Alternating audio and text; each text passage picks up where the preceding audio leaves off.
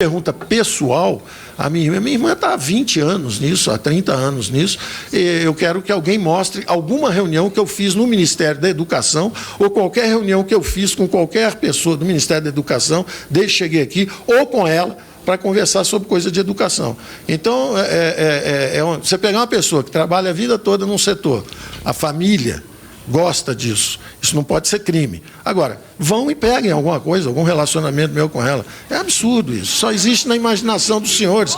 Quer dizer, é quase desumano, porque a minha irmã mora aqui, eu estou aqui há meses, há 5 meses, eu nunca saí para jantar com ela, nunca para sair para almoçar com ela, exatamente para não ouvir ofensas. Mas não é ofensa, é uma pergunta, eu estou só respondendo. Então eu respondo o seguinte, eu não tenho, corte e contingenciamento são coisas diferentes. Eu não tenho como responder coisa assim, entendeu? Isso desculpe, senhor. Eu posso fazer uma exigência para ela. Ou eu peço demissão, ou ela vai embora do país enquanto eu estiver aqui. Vocês têm que pensar um pouco antes de fazer essas ofensas. Vocês andam em territórios diferentes e depois você acha que todo mundo anda no mesmo território. Pelo amor de Deus, pelo amor de Deus. Não sei, a senhora não sabe o meu, eu não sei o seu. Eu não sei onde a senhora anda. Eu não sei onde a senhora... A senhora disse que não sabe onde eu ando. Eu estou dizendo que eu não sei onde a senhora anda. Sei. Tá bom. E vou perguntar, e vou levar a sério a sua última pergunta também, que é a diferença entre... Como é que os pilares... Não é respeitoso, não, isso não é respeitoso. Vocês estão acostumados a desrespeitar respeitosamente. Vocês estão acostumados a desrespeitar respeitosamente. Perguntar o que a minha irmã tem a ver. Isso é um negócio de maluco. Agora, dito isso, vamos lá. Pergunta a ela o que ela fez para me beneficiar.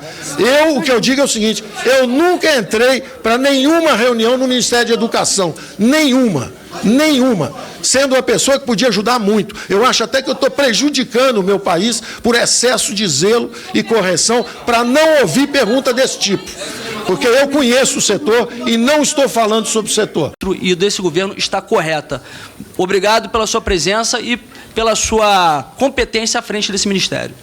Obrigado, deputado Jordi. Nossas desculpas pelo engano do tempo. Com a palavra, o senhor ministro. Deputado Glauber Braga, evidente que eu estava dizendo, eu sou muito crítico do gasto com juros de dívida. Eu acho que isso é uma herança, resultado de uma incompetência nossa de tentar frear a inflação só com política monetária, juro na lua, enquanto os gastos estão soltos. Então, eu sou muito crítico disso e eu, justamente, brincando lá fora, eu falei, olha, temos que acelerar as privatizações. E eu, sabendo que o presidente, inclusive, às vezes tem dúvida quanto à privatização, eu faço a brincadeira, eu falo, tem que vender até o palácio dele, para reduzir a dívida. Tem que reduzir a dívida, porque isso é dinheiro que está faltando em educação, saúde, saneamento. Então, esse foi o contexto da venda do Alvorada. Vouchers para privatização, vouchers para a educação, seria a favor de privatização. A verdade é o seguinte, o setor educacional brasileiro já está, desde o Paulo Renato, quando ele desregulamentou, isso praticamente salvou a educação superior brasileira, porque como o governo não tinha recursos, naquela época, 80%, 90%, 95%, era proibido ter educação com fins lucrativos.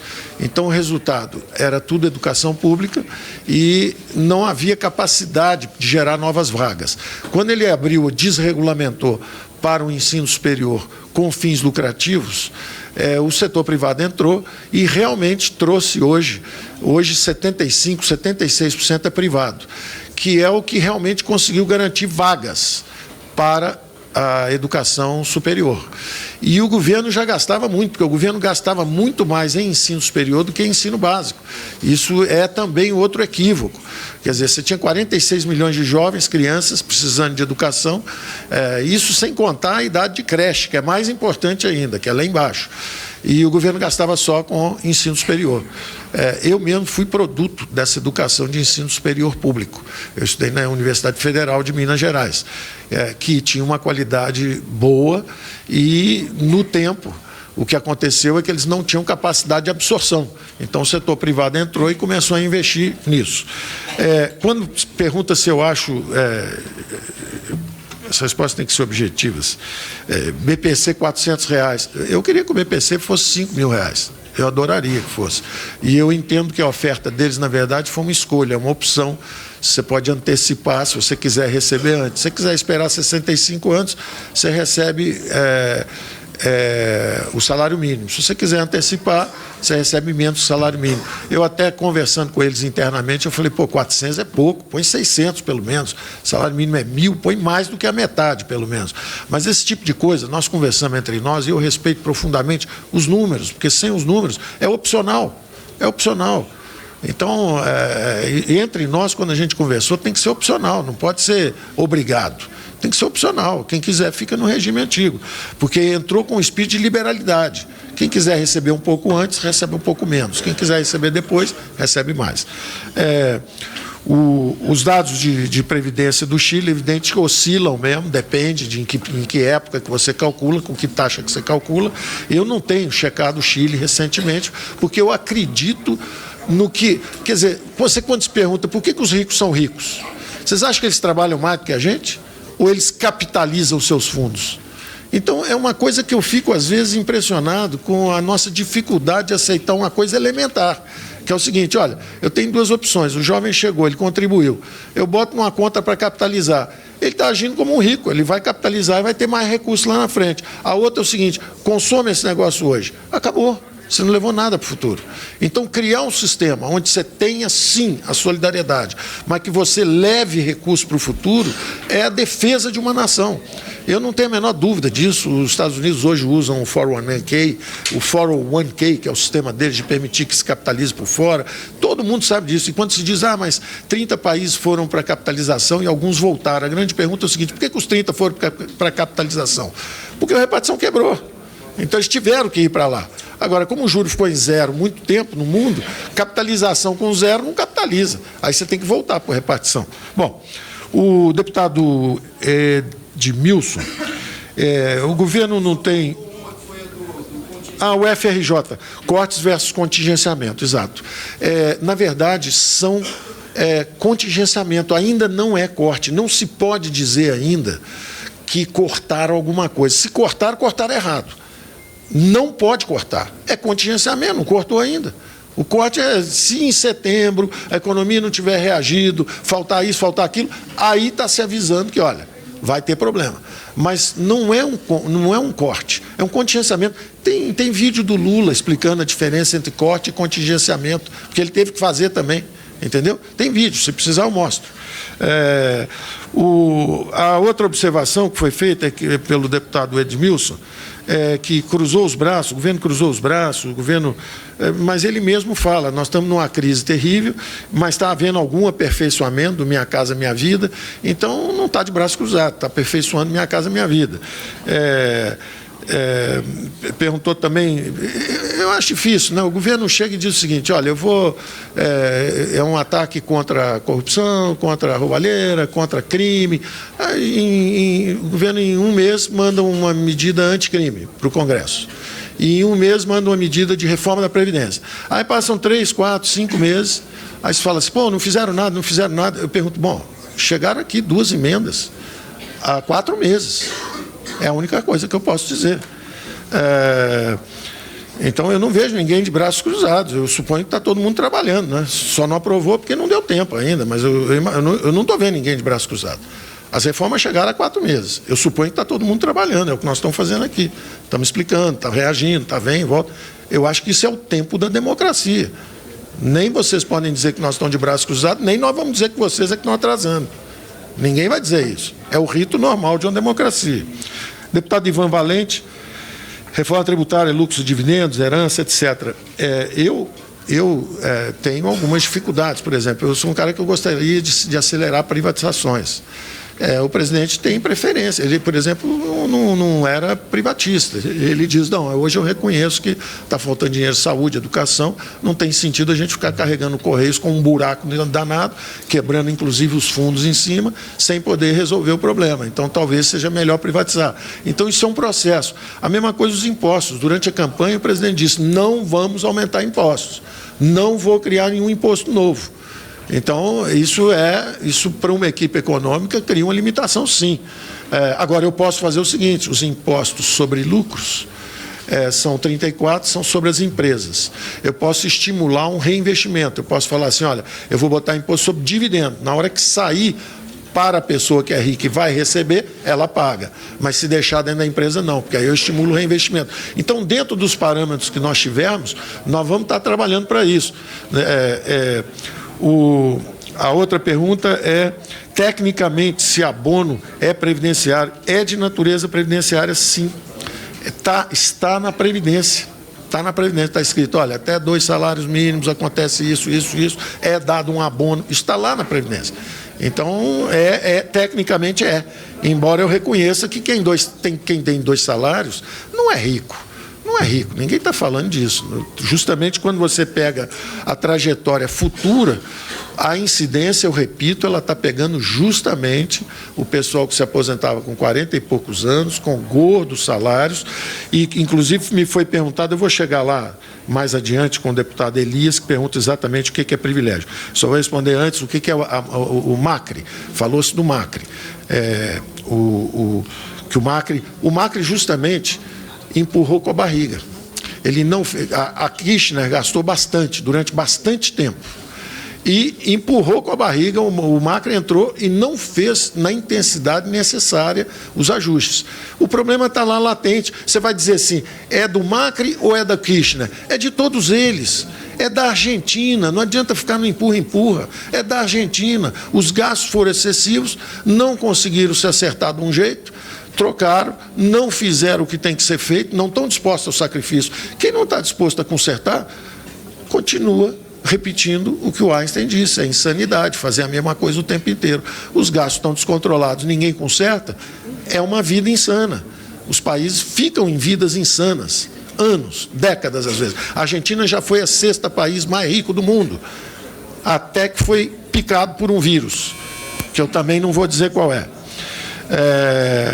O deputado Rui, também, ainda conversando sobre isso, eu respeitosamente elogio o Bolsa Família, mas nem elogio é compreensível. Quando você elogia, parece que é ofensa. Então, eu quero repetir que eu elogiei o Bolsa Família, e parecia ofensa. Agora, muito educadamente e respeitosamente, perguntou se eu tenho experiência. A minha experiência foi de criar muito valor para fundo de trabalhador, devolver 2, 3 vezes o dinheiro. Ao contrário, aí eu pergunto se a sua experiência é com gente que fez a mesma coisa ou com gente que derrubou. É uma pergunta também, sem ofensa nenhuma, por favor. O senhor me perguntou sobre a minha experiência, eu estou perguntando sobre a sua, respeitosamente. E eu não interferi nada, hein?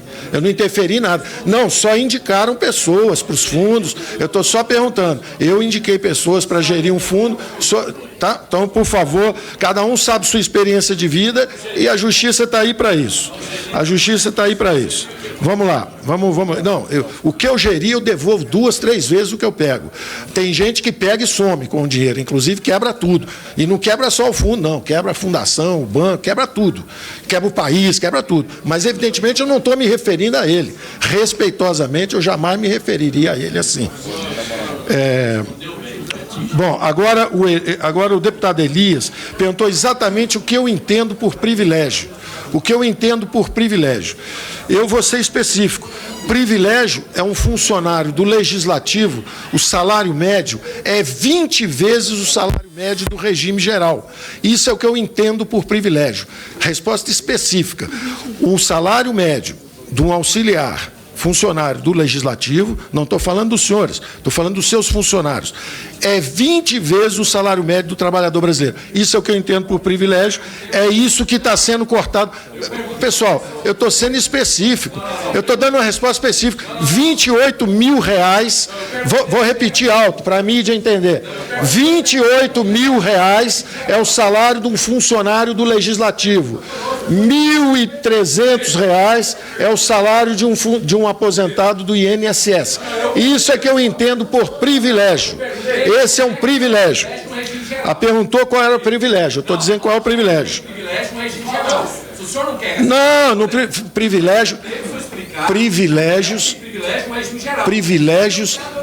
privilégios no regime geral tem também. Por exemplo, os senhores políticos vão se aposentar com 5.800, que vai ser o teto, igual todo mundo. Esse privilégio vai embora também. Vocês estão no regime geral. Respondi, então, nos dois sistemas. Agora, por favor, deixa o seu objetivo, porque eu tenho só 10 minutos.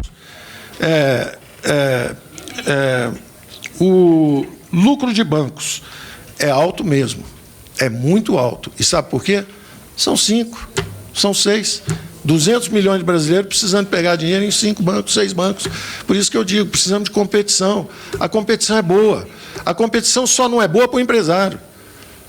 Para o empresário que tem amizades no governo, que consegue favores, para esse, a competição é inimiga deles. Agora, a competição é amiga do trabalhador, porque ela entrega tudo barato para ele. Quando tem competição em telefone, todo mundo tem telefone, entregador de pizza, todo mundo tem. Antigamente não tinha que declarar no imposto de renda, porque só tinha um que fazia telefone. Então, isso a gente precisa aprender. Os lucros são enormes nos bancos, são mesmo excessivos. Tem 4 bancos. Não é? Tem um produtor de petróleo, tem duas refinadoras, tem uma distribuidora. Tudo no Brasil está cartelizado. Nós precisamos botar competição nesse sistema. A competição é amiga do trabalhador. Ela cria mais emprego, gera mais investimento, entrega os produtos mais baratos. Ela exige mais da classe empresarial.